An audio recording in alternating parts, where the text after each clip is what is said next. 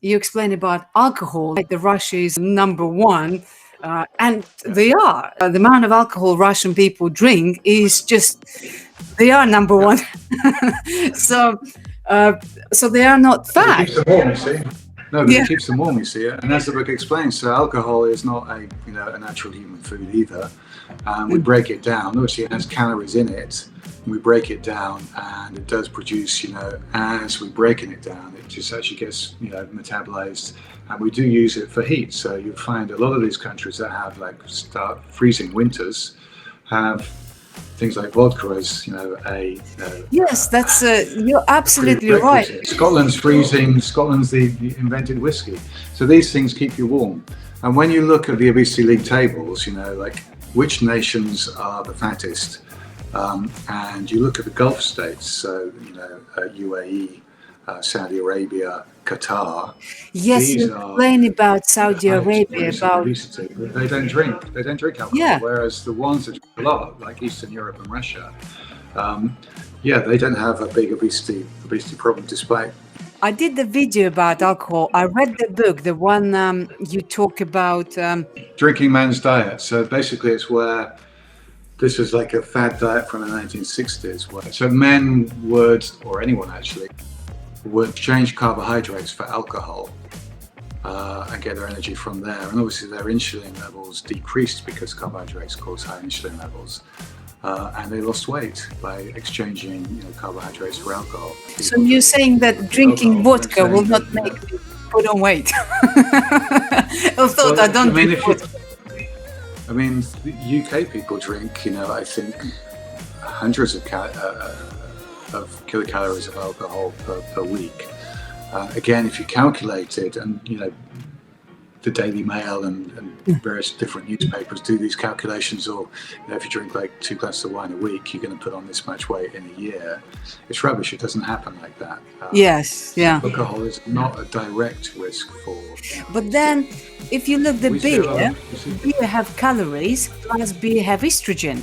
So you explain about beer belly in your book. Yeah, so this is the misconception as well. Okay, so how come when you go to the pub, these guys have got a beer belly, and then when they stop drinking, their beer belly seems to go, and that would sort of maybe fly against this evidence that the calories in alcohol are not quite as important. But the beer belly comes because alcohol causes an increase in cortisol hormone, and cortisol causes a beer belly and a swollen face. So there's a condition in medicine that we know, a hormonal condition called Cushing's syndrome, where you have too much cortisol produced by a tumor in the adrenal gland, and this causes a sort of beer belly, central obesity, even in women, and like a moon face, various other things. So this is the sort of thing on a lesser scale that you get when you drink a lot of alcohol in the pub.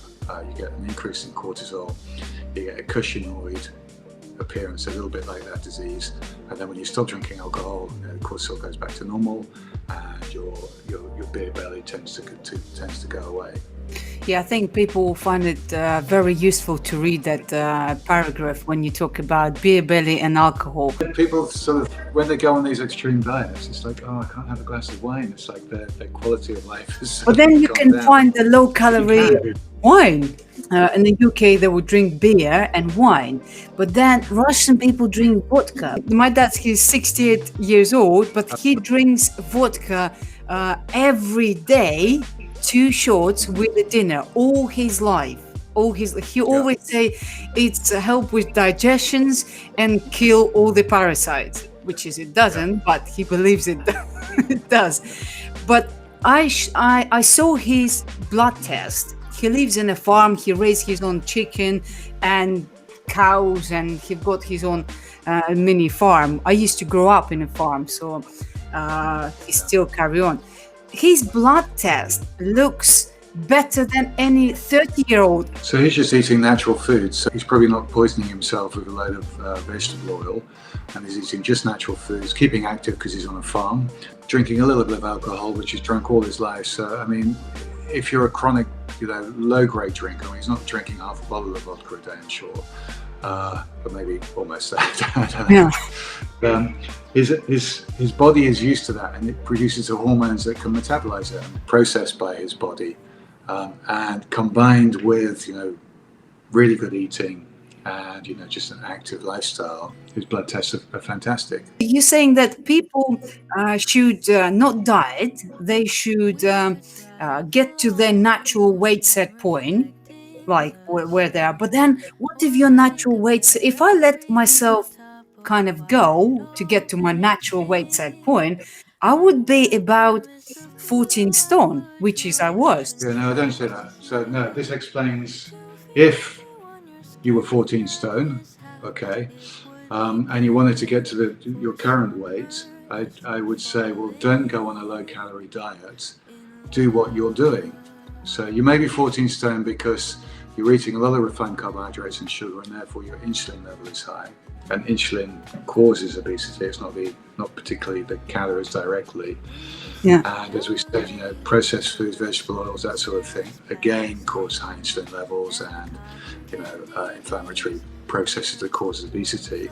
So I would say if you had been 14 stone, don't go on a diet and start counting calories, but cut out sugar and refined carbohydrate, cut out processed foods, and do exercise, and you would get to the weight you are now. And I think that's what you probably did, is it? So when I was pregnant, I got to 106 kilos, and I thought I'll never be that big. But obviously afterwards I tried to lose weight, and the lose weight, the best way it was to be on a ketogenic or a carnivore diet, which I found it did help me lose weight quickly. But then once you lose weight, you crave these carbohydrates and fruits. And I thought, okay, I will not will eat carbohydrates except fruits, which is as well carbohydrate. And I realized I put the weight exactly the same as I would eat bread and butter. So with, or Nutella. So you actually put on weight exactly the same on fruits as you would eat biscuits. Just again, a misconception is that fruits are really, really healthy. Fruits are designed, to be a seasonal food that actually increases weight in humans over the summer, so that we have some reserve for the winter. So they're, from an evolutionary perspective, they're weight gain foods. Now, the problem is that now we have industrialized food and importation of fruits throughout the world. We have perpetual summer. So we always have fruit in the supermarket. The nutritionists tell us that we've got to have up to 5 a day in order to lose weight. Actually, the opposite happens. If you gave up fruit totally and just ate vegetables, which don't cause weight gain particularly, then you would lose weight. I know my colleagues who's dietitians, nutritionists, the way they approach sometimes doesn't make sense, because when you reduce fat, I notice even on my clients, as soon as you remove fat from their diet, not even on my clients, let's talk about me. When I'm on a prep now for another competition in September, so this time I want to follow by your book. So, but again, the same time to prep for competition, I notice when you remove the fat, you get angry, you get snappy, agitated. Okay. That plays a big role, and that's what you shouldn't remove, I think. Yeah. And maybe that's why fat makes us feel sort of okay and sort of reassured, but it certainly doesn't cause obesity. So, I mean, as the book outlines, the best way to go about, reducing your weight set point is to eat, natural, healthy, fresh foods, and have a sort of low carb. Don't go keto, because as you've seen, ketogenesis it's really hard to sustain, because you get these terrible cravings, really strong cravings. But if you go low carb, do a bit of exercise, and actually eat, home prepared, cooked foods, you will lose weight.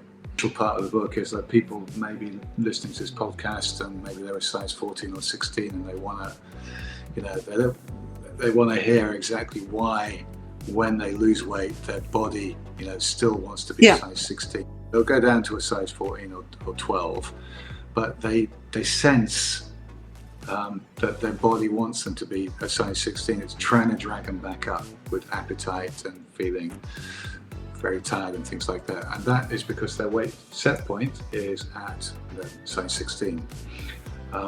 And the weight set point, we think, is, and this is from a lot of animal experiments, we know that if you overfeed a rodent or underfeed them and then let them eat again, normally you go back to a regular weight setting.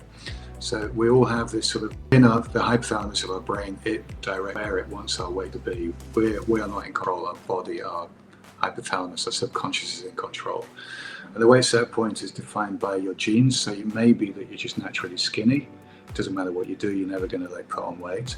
Or it may be that you're the other way around and you're from a family that suffers with obesity, if you have a little bit too much Western food or sugar.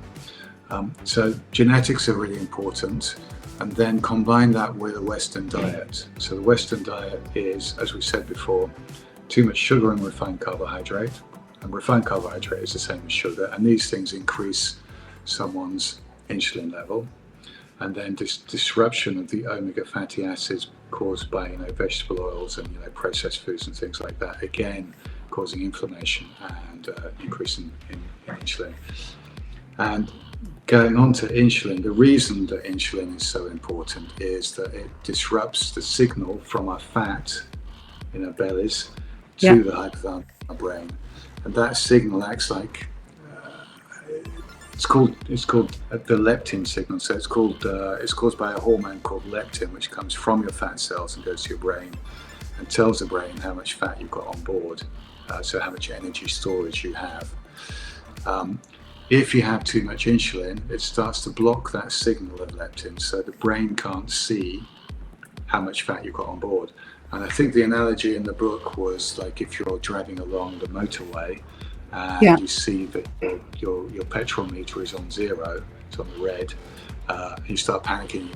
You're looking for. Yes, you said that as well in the book. And then when you do fill up, the petrol tank's full already, and the problem is that the gas tank meter, the petrol meter, is broken. And this is the same thing with leptin resistance, which affects people that become seriously obese. So they have so much insulin on board because of inflammation and the Western diet, so much insulin in their bloodstream, but that's blocking the leptin signal. So despite being clearly obese, these people, we're talking about severe obesity, 20, 25, 30 stone, the body's getting the opposite signals. The brain is getting the opposite signals that they don't have enough fat, that they're too skinny. So all of these people will probably in private binge eat every single day. They will binge eat because their brain is telling them that they're fading away, that they're starving.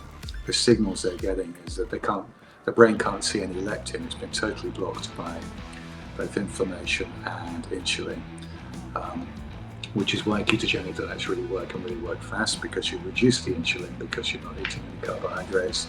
The body starts to see the leptin, the brain starts to see the leptin, and it sort of alters your metabolism and your appetite appropriately. So that's why low carb works, and that's why the Western diet, which has a lot of carbohydrates, causes obesity.